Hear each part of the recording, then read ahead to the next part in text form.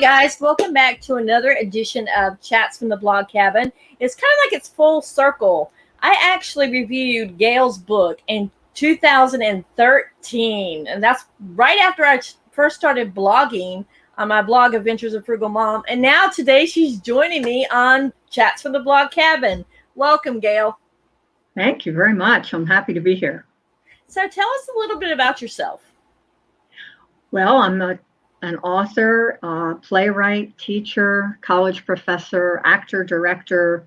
I really enjoy the creative arts, and I find that all of the things that I've worked on blend together and support each other, and that's worked out really well for me.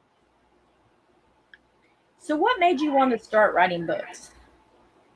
Well, first I started writing plays because I was an actor and a director, and I realized that I had stories to tell, and at first I was putting them on stage. And I wrote 2 plays, well, actually 3, but one I don't count because I never did anything with it. It's hidden in a drawer somewhere. Never got to the finished product. But then my husband and I started renting a cottage on the Eastern Shore in Maryland on the Chesapeake Bay at the headwaters. And it was a community of cottages. So I started watching people. I mean, as an actor, you're a people watcher. You're always looking for characters. And as a writer. And the story that started coming to me was a novel. So I had to figure out how to do that because my strong suit's dialogue. But I studied and kept working and finished the first book. The one that you reviewed back in 2013, that was when it was first published by Hasten Publishing. And so that's Crow Knoll Sunrise. That's the first book in the trilogy. And the whole thing takes place on the Chesapeake in a community of cottages similar to the ones we were renting. And we rented for almost 20 years. We were there a long time every year. And it's beautiful. I just love the area, and it very much inspired my work. And then I started working on the second book, and then later the third book.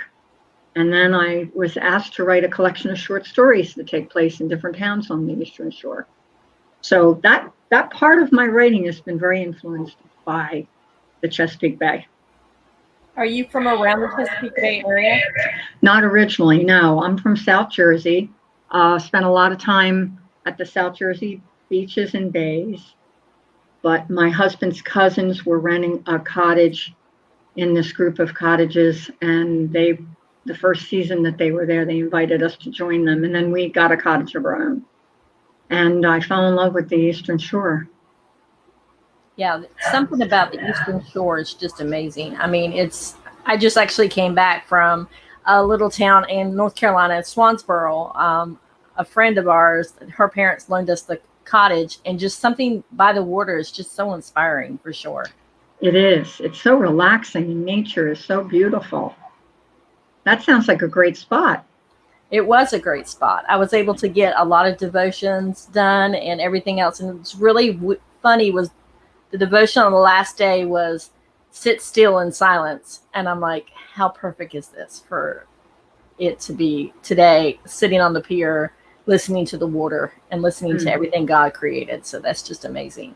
And I saw that post. I saw a couple posts from that weekend, and I thought, she's in a great spot. Yes, it was. I'm very grateful for my friend's parents for allowing us to use it this weekend because it was just an amazing spot. It kind of reminds me a little bit of the setting of Annie Kroll. That's the reason why I was like coming back and talking about that, because it did remind me a lot. I thought it did too from your pictures. I thought that looks a lot like the Knoll. Yeah. I actually had to go back and look and see when I'd actually reviewed this book, because I was like, I remember it, but I don't remember when I did it. I thought it was later on, but I didn't realize it was early in my blogging career. Was that the very first book that you've written? Yes. That was my first full novel. Mm-hmm. And you just knocked it out of the park with your first novel. Oh, you're a sweetheart. It took about 10 years. It was not a fast write at all. Because I was really learning. Uh-huh. Theater prepared me a great deal for writing, because of character development and understanding how a plot needs to have an arc and dialogue and how you need to move the plot forward with the dialogue.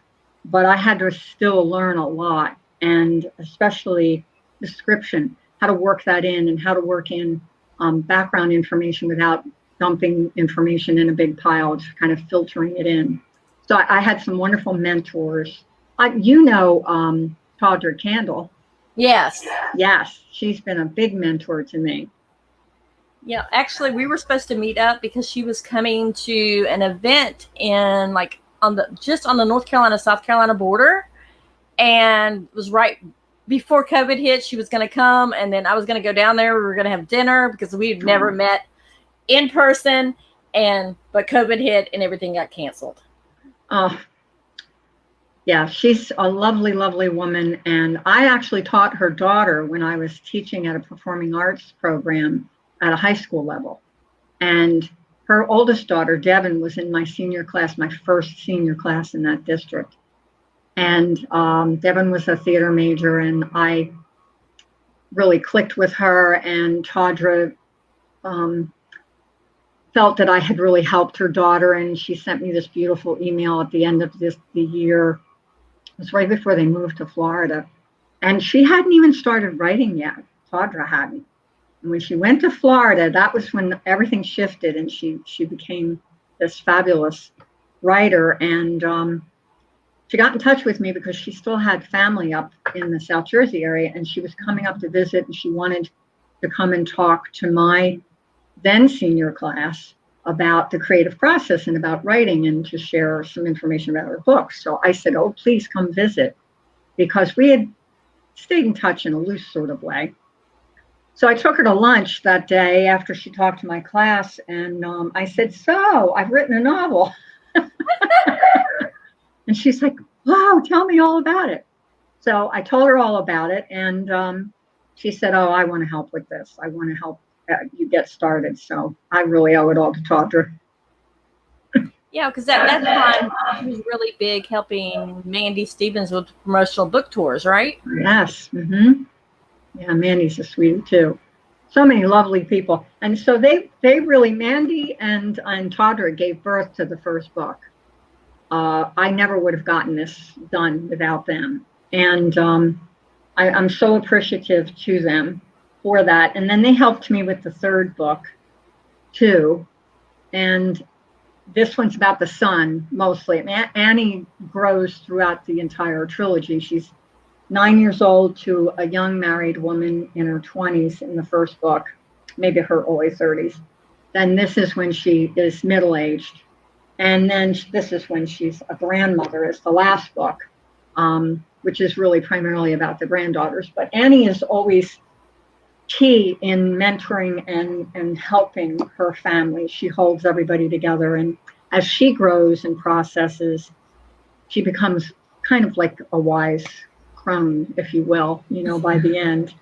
And Tawdra, although she and Mandy weren't publishing by the time the last book came out, Tawdra still mentored me with this, and so did Olivia Harden. She was a big help. Olivia really, she helped me with the cover and everything, so it would match the feel of the other ones. So that's that journey. Okay, we have a question from a viewer. It says, I logged in late. Have you shared the titles of her books yet? And I have not. So would you like to go ahead and share the titles of your books, Gail? Sure. And I see that's Sandy, right? Hi, Sandy. So the first book in the trilogy is Crow Knoll Sunrise. I've got to get centered right. There we go. There we go. And these are available obviously in paperback, but also as ebooks. And it's also available as a collection. You can buy all 3 ebooks at once. And I sent all that to Melissa. She has my links. The second one is Sunset. And the third one, I love this cover, is Moonrise. So that's the trilogy. And then my collection of short stories is called Eastern Shore Shorts, which I thought was very cute. And Cat and Mouse Press approached me after they read the Crow Knoll books and asked me to do this. So I had never been asked to write something specific, and that was very exciting, and it was a lot of fun. So we picked all different towns. We have stories set in Berlin, Maryland, Cambridge, Chestertown, Chincoteague, Virginia, Easton, Rock Hall, Salisbury, St. Michael's, and Tillman's Island. And we submitted this to the International Book Awards, and it was a finalist in the short story category, so I was really happy about that. And Moonrise, I submitted that to the Kindle Book Awards, and it was a semi-finalist in 2017. And they are all on Kindle. I mean, all on Amazon, correct? They're all on Amazon. This book is only available as a paperback because that's how Cat and Talk much, Gail. Cat and Mouse Press. They don't do ebooks hardly at all. They want to focus mostly on physical books, and they sell a lot in independent bookstores, which is very cool. But that is available on Amazon. Yes. Most of the comments that we're getting right now are saying they love your titles and the photos of your books. Lisa wrote, "That's encouraging for those of us who still have unfinished manuscripts. Glad you moved forward in your writing." And I'm glad too, because folks, you need to read these books. They're very heartwarming books. Yeah, I like dramatic, sad stories. I mean, some of my favorite plays are tragedies, but I don't know. Sometimes we just need a break. And certainly there's a lot of meat and some difficult challenges for these characters, but I tend to bring it up by the end. I don't want to end, sadly, because we need to be lifted up and feel encouraged, especially now, but anytime. So we've already talked about finding your inspiration on the Eastern Shore. Where else do you find your inspiration for your books? People. I love to watch people, and even people that I know, little elements about their personality or the way they move or a saying they might have that's very typical of them, things like that. I'll borrow those. And names. I love names. Like Packard Marlborough, who's one of my favorite characters ever, and he's in the Crow Knoll trilogy. His name I picked up along the way from a former boat builder whose name was Marlborough Packard, and then I just flipped it and made it Packard. So I really love names too. And every once in a while, I will just get an unusual idea, and that will lead to a story. So my current novel that I am right now working on finding an agent for is called Soul Dancing. And it's about a woman in her 90s who passes away and can't go forward. Here, I'll read you the little blurb here so it'll be cleaner. Imagine yourself at 90 years old defying death to be suddenly transported into a 20-year-old's body at the brink of giving birth. Now imagine yourself falling in love with a 90-year-old woman inside a 20-year-old's body. These are the dilemmas at the heart of Soul Dancing, my women's fiction novel with a paranormal twist about forgiveness and second chances. This was an idea that just came to me years ago, and I had to wait because I had to finish the trilogy, and then I got interrupted with Eastern Shore Shorts, so I put this on the back burner even though it was partially written. This concept of having a second chance in somebody else's body just fascinated me. And it just came to me one day. I thought, and who does she truly belong with? Her elderly husband, who she loves, of course, or the young man who is the uncle and surrogate father of the baby that she births when she ends up in the 20-year-old's body. So this is not Eastern Shore at all. I did decide that part of the novel would take place in Rehoboth Beach down in Delaware because I wanted to continue with my platform of nature and birding and, the healing power of nature and the beauty of the natural world. But some of it takes place up in Philadelphia because it just needed to be near big hospitals for some of this, and a city. And I wanted the young man to be a teacher. So I've split the times. Part of the time they're up in the Philadelphia area, which is where I live, right outside Philadelphia, and then part of the time they're at the beach. The beach house is their escape, and so I still get that stuff, the birding and all that good stuff in. But this didn't come from a person or a place. It just came as an idea. I don't know, a gift. I'm grateful. Now we have a question from Sandy. It says, how long you've been writing and published your work? So I started writing plays, which I would say is my first serious writing. And, we all write poetry and songs and little things when we're kids in high school and college. And I certainly did go through those phases. But it wasn't until I was in my 40s that I started being a writer. As something I was pursuing and working at seriously. And it started with a play, and it was after my mother passed away. So it was semi-autobiographical. I took a little bit of my life and her house and our relationship, and then it, became something quite different. And that's called Ava's Piano. My mother was a piano teacher. But it was produced out in Oklahoma. Where was it? They flew me out too, which was so sweet. Dayton, Ohio. Where were we? We were Dayton, Ohio. Forgive me. Whew, senior moment. Anyway, they produced the show, and I walked in and saw the set, and I had described the set, in the stage directions, but you could really interpret that a lot of different ways. Honestly, it looked just like my mother's living room. I couldn't believe it. I just was blown away. It was so perfect. And then I wrote another play, and then I turned it into a screenplay. And then we ended up at the Knoll. And that's when I started writing the trilogy. So that first book was published in 2013. So that's when I actually started being published. But I had been writing for a good decade before that. Yeah, Sandy has a follow-up comment for that. She said, that's why I asked. It seems writing often is a midlife adventure. I think so. Yeah. I wonder why Sandy feels that way. If she wants to comment more, I'm interested to hear. I will say, I know she's just published her own book about a year or so ago, her first book, and now she's on, I think, number 4 that she's written.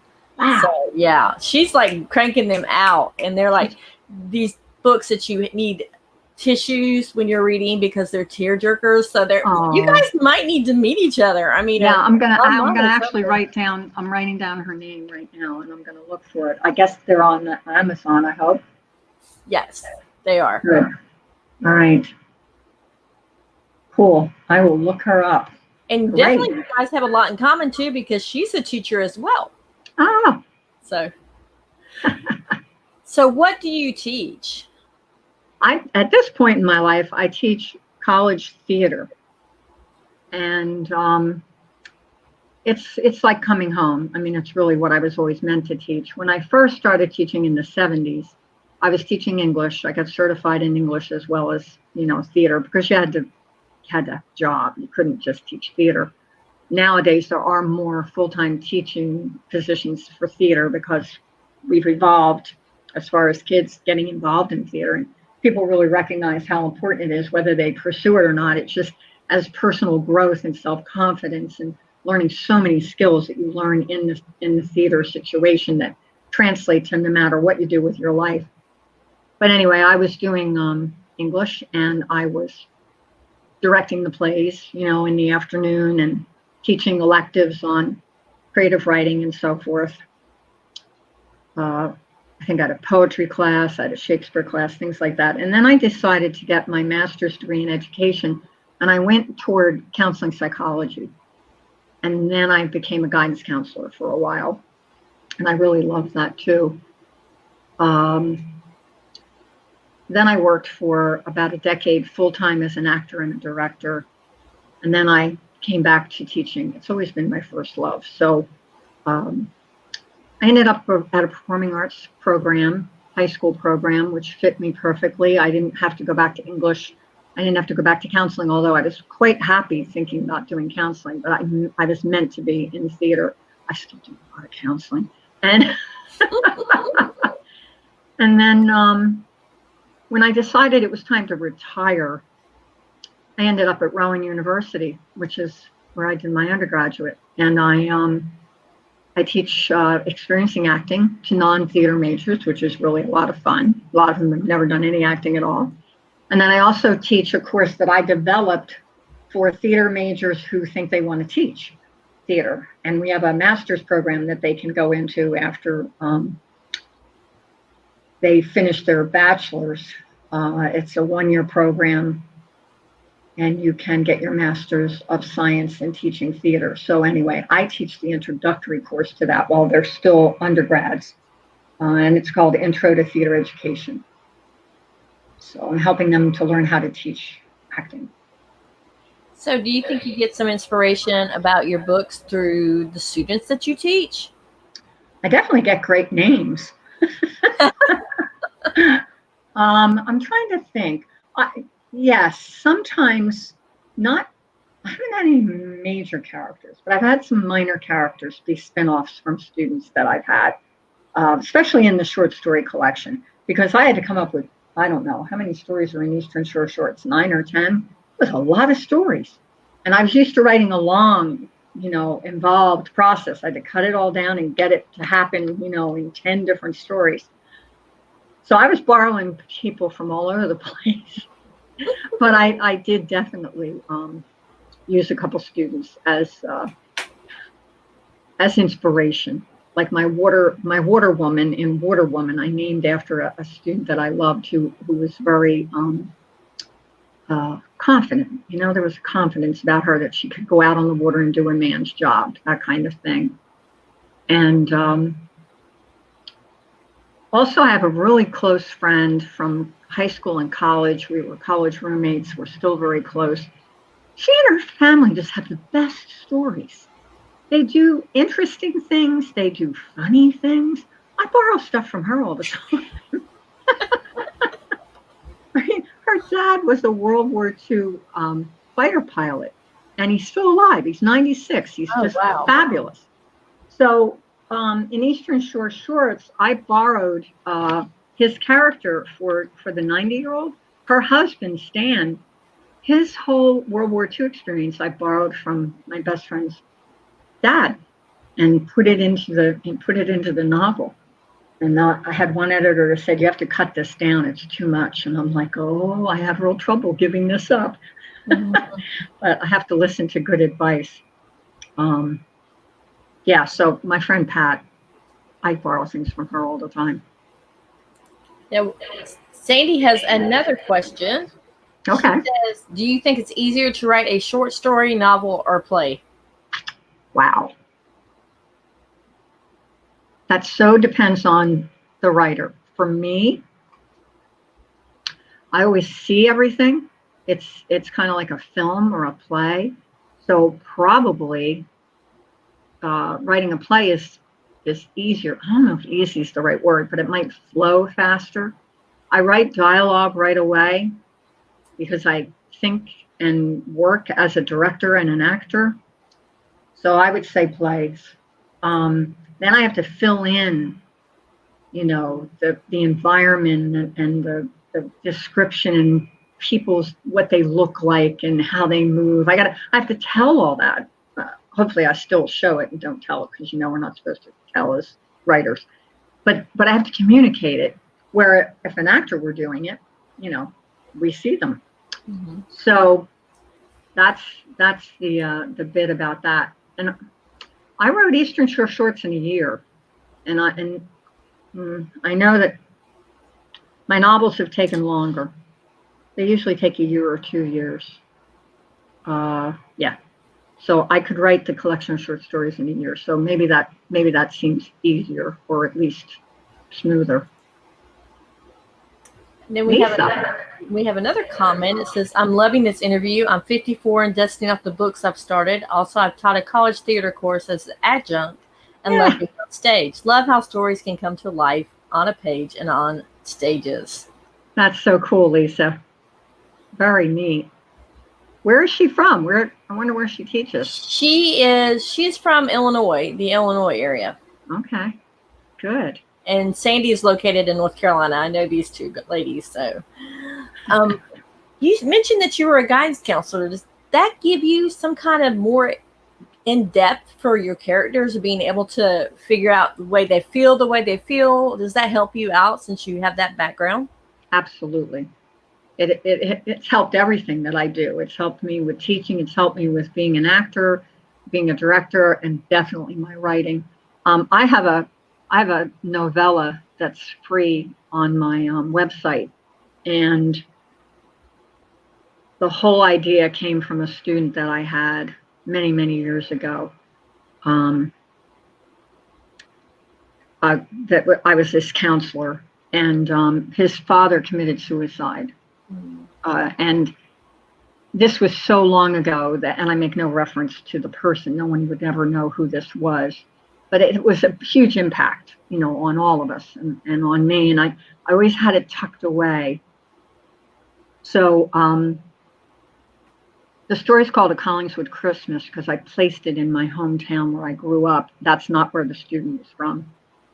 I wasn't teaching there. But I decided to put it there and make it very familiar, and I thought it would make me a good marketing tool because it's a historic town.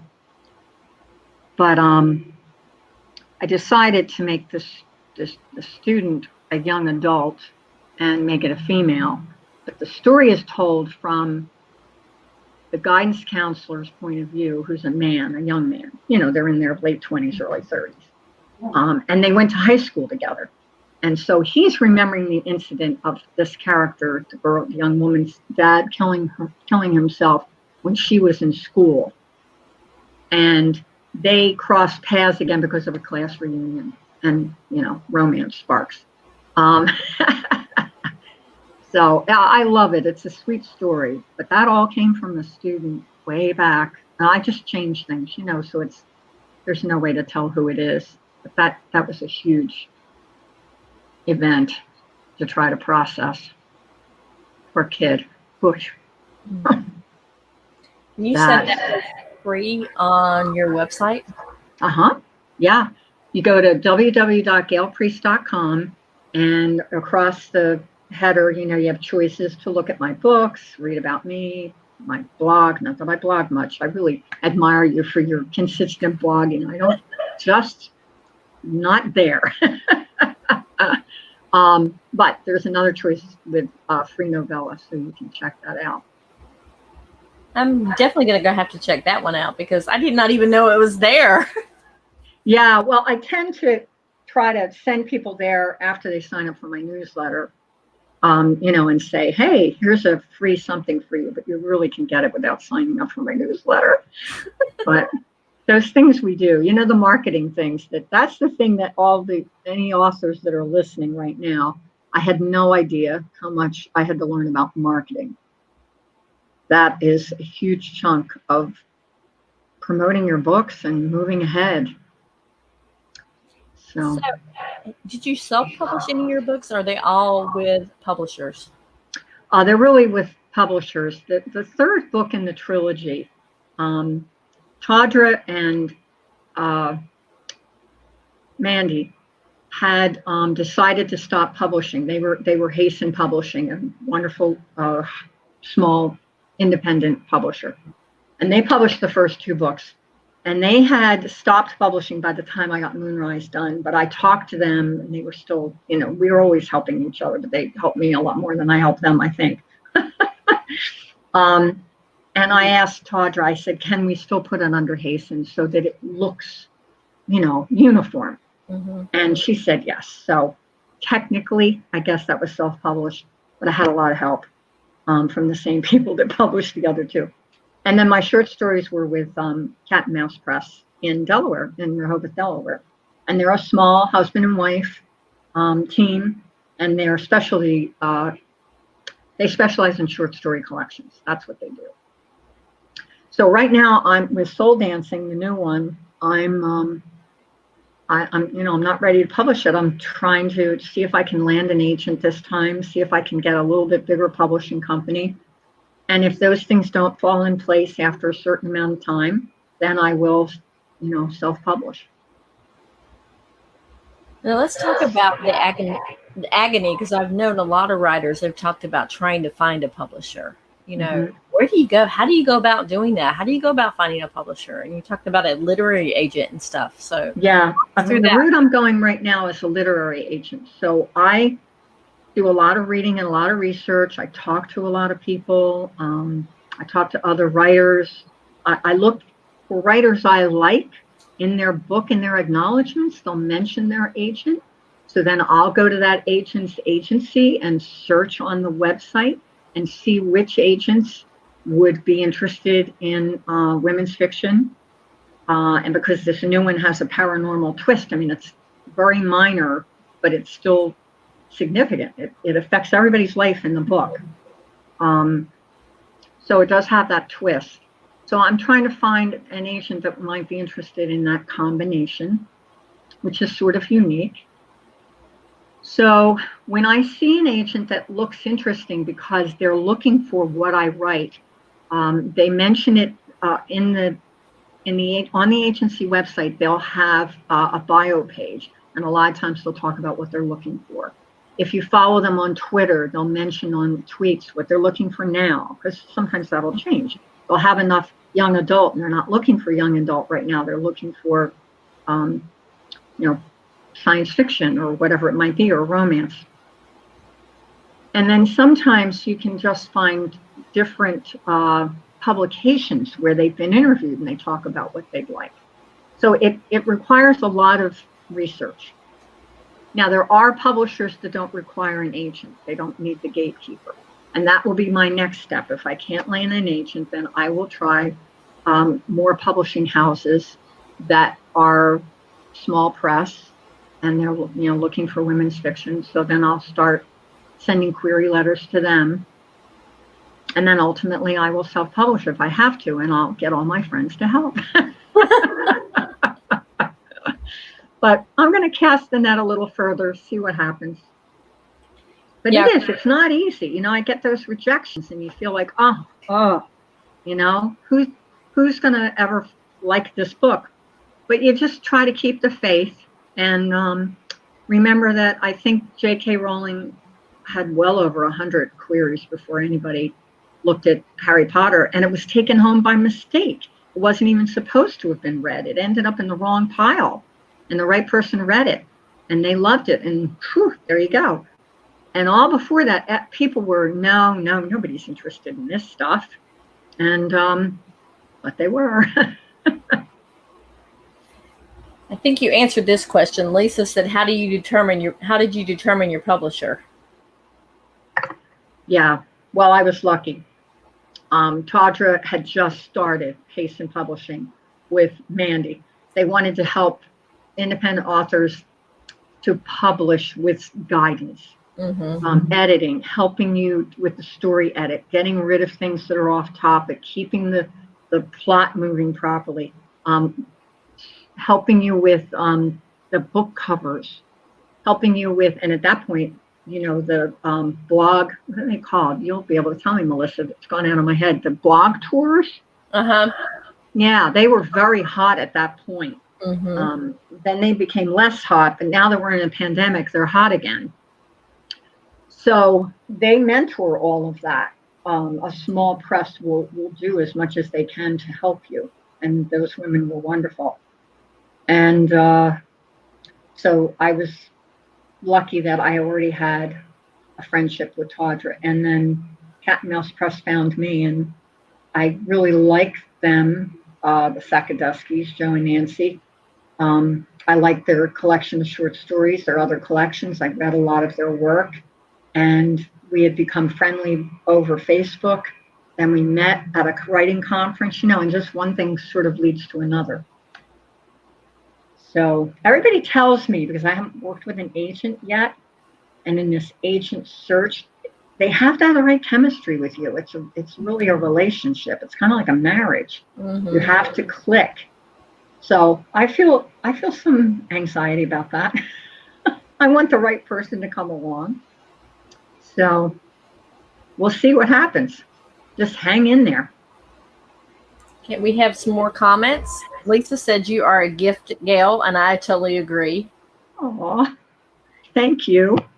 Sweet. Sandy said, "Yay, I'm online, and your novella is right there on your site. Can't wait to dig in after this interview." So you've already sent at least one person to the site, Good. Great. and I did not know this. Did you know the same was true about The Notebook by Nicholas Sparks? That it was ended up in the wrong part, No, I didn't know that. and think about it. It's a huge movie now. I mean, really. Right. Yeah, great story. It's amazing how things happen. There's providence moves too. There's you start to try something, and once you put the energy into it, the right things start shifting, I think. So, walk me through when you first started writing, how you were going to, um, how you dealt with it. First. I know you had to have rejections when you first started writing. How did you deal with that? Because I know there's a lot of people that are viewing that maybe are thinking about writing, but they're not quite sure because they're afraid of rejection. How do you deal with that?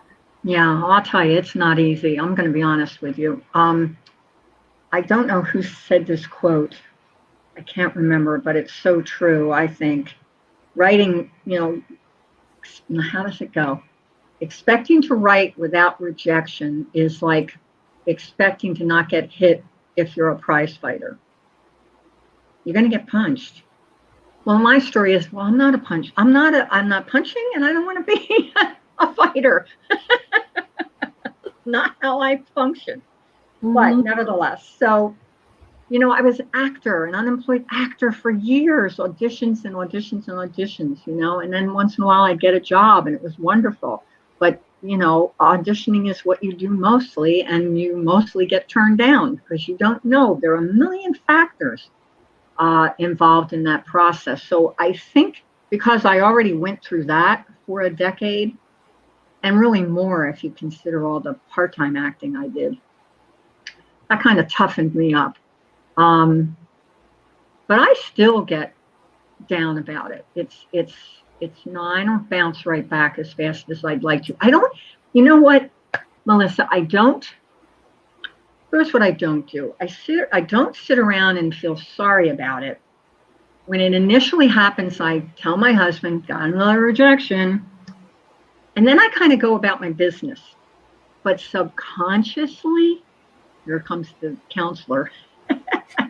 I can see myself not sending out queries for a little while.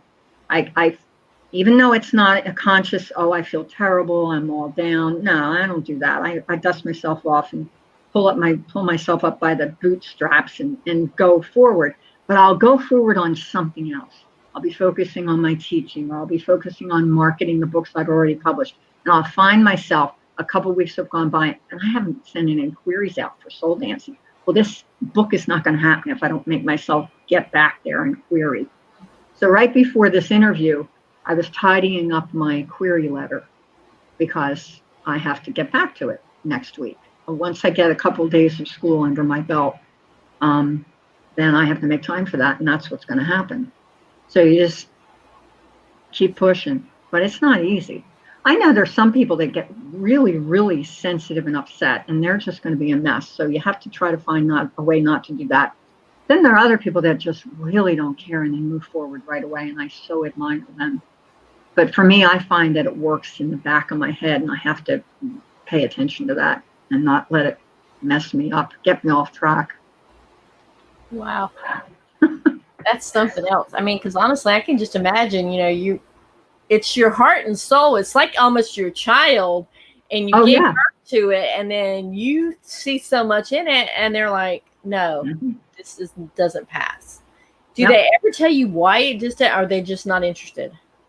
Once in a while, they'll say something, generally. I haven't gotten any big specific notes, except one thing I'm trying to remember. With soul dancing, because this is the one that I've really been out there querying. The other ones kind of happened without doing query letters. um, I had one agent tell me that there was a very fascinating concept, and I guess she had read the first 10 pages and she just couldn't connect to the character emotionally. So I sat down with an editor who's someone that I hire on my own. It has nothing to do with the publishing editor, because eventually there'll be another editor who's telling you what you need to change again. But I sat down with her and said, what's going on with these first 10 pages? So she helped me clean it up. And so now maybe there's more of a connection, I hope, at least for somebody. We'll see. It's got to be hard when you write, like you wrote about the short story with the 90-year-old World War II veteran, and people say, no, you've got to cut this. That has to be trimmed. That's from Soul Dancing. That's the book that my editor helped me with that. That was one of her notes. She said, it's just too much information. And I'm like, oh, but it's so interesting. But it's not interesting to everybody. So I did trim it. I did. I don't think I cut it as much as she'd like me to. But I feel like when I get to the point where I'm actually publishing it, hopefully with a publisher, whether it's a big publisher with an agent or a small press, doesn't matter, as long as I get somewhere with it, they're going to look at that section and they're going to have an opinion too. So, I mean, before I worked with this editor, and now the document I have ready to send out when someone requests the full manuscript, I cut 8,000 or 9,000 words. I really trimmed it. Yeah, she had a lot of stuff that she thought I didn't need. I restate things, get rid of it. I have to tell you though about editing, Chris, if you don't mind. Go ahead. Great story. This editor that I hired was the person that I hired back in 2011 or 12 when I had the first Crow Knoll book finished. And I didn't know what to do. Todd and I hadn't reconnected yet, so I really didn't know what my next step was, except that I had this big, long book. And another author, Rachel Simon, wonderful woman. She wrote Riding the Bus with My Sister, that became the television movie with Andy McDowell and Rosie, what's Rosie McDonald? Yeah. And she's written several beautiful novels. Anyway, she's a very lovely woman that I have the fortune of knowing. And I wrote to her and I said, what do I do now? And she said, talk to my editor, because she uses this woman too. So anyway, one of the notes in the original storyline of Crow Knoll Sunrise, Annie's husband dies rather than divorces. So Drew died in the beginning. And Anne Dubessant, who's the editor, she said, no, make it a divorce. Don't kill him. And I'm like, but I really was into her grieving process. I felt like I had really nailed that. She goes, save it for another book. So I mulled it over and I agreed with her. So it became much better conflict, that they had problems. Then I had to go back and kind of hint at the problems in the early relationship. And so Drew ends up not dying. They end up breaking up. He ends up going wherever he goes. I don't want to tell you too much because I want people to read the books. But he was alive to come back in book 3 and raise all kinds of trouble. And I was like, thank you for not killing Drew. Because he is a huge issue in book 3 in Moonrise. He's just a big pain in the butt. And I wouldn't have had any of that conflict if the girl's grandfather hadn't still been alive. So really worked out well. So listen to your editor. Now, here's a question from Lisa. How do you come up with your titles? Okay. Wow. All right. Well, the first book, Crow Knoll, we were renting cottages on a property that's called Evergreen Knoll. It's a hill that goes down to the bay at the headwaters of Chesapeake, where the Tassarossa River comes in. So somehow or another, I had decided that Annie's name was Annie. I don't know why. She probably just told me. My characters talk to me a lot. I just have to listen, and they tell me what's going on. And sometimes I don't agree with them, but I have to pay attention to them and listen. Well, then there was a road down in Rock Hall, which isn't far from where Evergreen Knoll is. And we were driving down there one day, and there was a road sign that said Annie Crow Road. And I was just at the beginnings of writing this novel. And I went, oh, how cool. I love birds. There are tons of birds around here. I'm a birder. What if Annie has a pet crow when she's little and her nickname is Annie Crow? There you go. So that happened. Then as it was developing, she ends up inheriting the cottages at a very young age and having to hold on to them. And it's not easy financially or emotionally to pull this off. So I had her best friend, Grace, decide that the place should be named for Annie Crow. So she named it Annie Crow Knoll because it's the property with the hill going down to the water. So then when it became 3 books, I didn't expect that. I didn't know that was going to happen. I didn't plan it. It just happened. I thought, well, what the heck? What am I going to name these books? So much of the passage of time and nature and you go out, you watch the sunrise, you watch the sunset, you watch the moonrise. I mean, when we were renting there, we would take our kayaks out for almost every full moon rise during the summer. We'd go out in our kayaks, watch the sunset in the west, and then we just turn our paddles around and watch the moon come up over the cliffs down upriver. And it's just like, well, that's what it's going to be. It's going to be sunrise, sunset, moonrise. So that's how that happened. Eastern Shore Shorts was the publisher's idea because they specialize in short stories. They first wanted it to be Delmarva Shorts because they wanted me to include Delaware in the towns. But they definitely wanted the Eastern Shore because they wanted to expand in that area. They hadn't had short stories placed there at all. They were all in Delaware and Virginia and Cape May, New Jersey, that whole area. And I said to Nancy, well, Eastern Shore Shorts sounds a lot cuter than Delmarva Shorts. Eastern Shore Shorts, it rolls off the tongue. She went, you got it. Forget Delaware. Now, Soul Dancing, that title changed a million times. My husband would tease me, formerly known as, and I still don't know if Soul Dancing is the final title, but it's been that title for a while. So we'll see.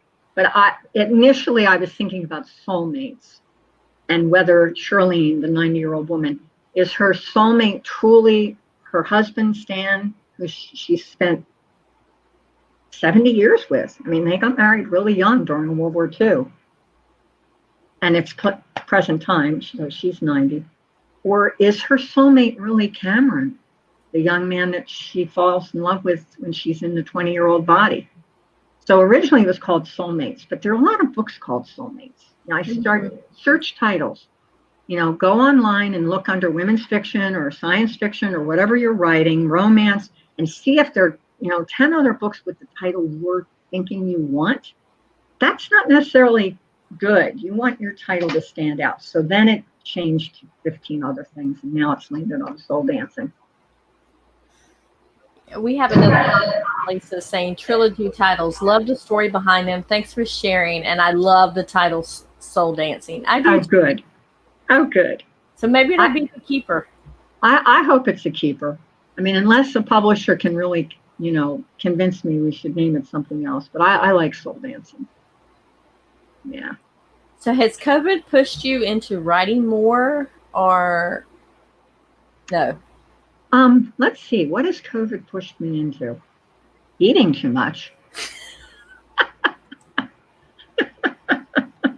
I got the COVID 15 or 20 going here. I got I have changed. It was the first 2 months of, so much anxiety that I really was nuts. I was eating constantly. So I am in better control. But God, it's just emotional eating. I figure it's better than using drugs or getting drunk. So I got to cope somehow. So it's Yeah. like, where are the chips? Where's the chocolate? Wow, I have to think back.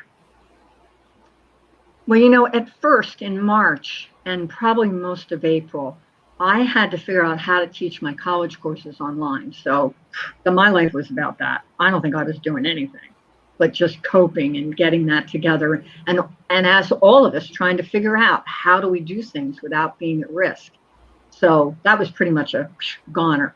But by May, my husband and I both started, getting our acts together. We started doing some home projects. We were eating less, exercising more. We sort of just got over that initial trauma. Not that it hasn't just gotten worse. I mean, it's just so difficult. But and then I got back to things, and I tidied up Soul Dancing and sent it to the publisher. I mean, not the publisher, the editor, Anne Dubasant. And then she sent it back with all her notes. And then I cut 10,000 words. So I did a lot of writing there, but it was mostly editing, really. I did write one new scene, a couple new scenes, because when Cameron, the young man, has to try to figure it out by the end so we can have a happy ending, I had him doing that 3 different ways. One was with a therapist, one was with another character, and then the last time is he just does it on his own. But there are certain elements about nature, and they build a labyrinth on the beach, and things that help him get his act together. And his parents write him a letter from California, and that also helps him quite a bit, because he had some unresolved things with his folks. So I tidied that all up. So I was writing some new scenes for him, but a lot of it was editing. And the other thing I started doing in the last couple of months, really actively, was marketing. I must have 30 ads on Amazon right now for the trilogy. Well, for the first book. What you hope is you get, people read through. Mm-hmm. But I took a 5-day course on Amazon ads, which was really like 8 days of torture. 5-day Amazon ad challenge. Oh, please. No, it was very challenging for me. Challenge is the right word, but I worked really all day, every day for at least 8 days. And I'm still working on it, because you need to keep trying. If this system works, it's Brian Cohen. He's on Facebook a lot. If his system really works, which I don't know yet if it works. I haven't put enough into it or given it enough time. But I am really working on ads in a way that I never have before. So that was another huge thing that I was accomplishing this summer. But I haven't started writing anything new. I definitely feel I'm waiting for that to come. I don't know what it is. It'll come when it's ready. I have to be patient and trust. Do you think you might have a book that's based during a pandemic, a global pandemic coming out? It's very interesting. In the beginning, I don't know if people were saying the same things, but I was on a lot of webcasts for marketing with various specialists, established authors, agents, publishers, and they were all saying at that point, do not write a pandemic novel. It's like we're in the middle of it. It's not entertaining. It's not a release. It's not an escape. But then John Mayberry, way ahead of the pandemic, had written another fabulous a fabulous science fiction horror. That's his genre. And he released it, and it's doing great because he's famous and a great guy and everybody loves him. And he's got his pandemic, whether you want it or not. But I don't think so. But who knows where the muse will lead me. I might write another play. I've thought a little bit more about going back to playwriting.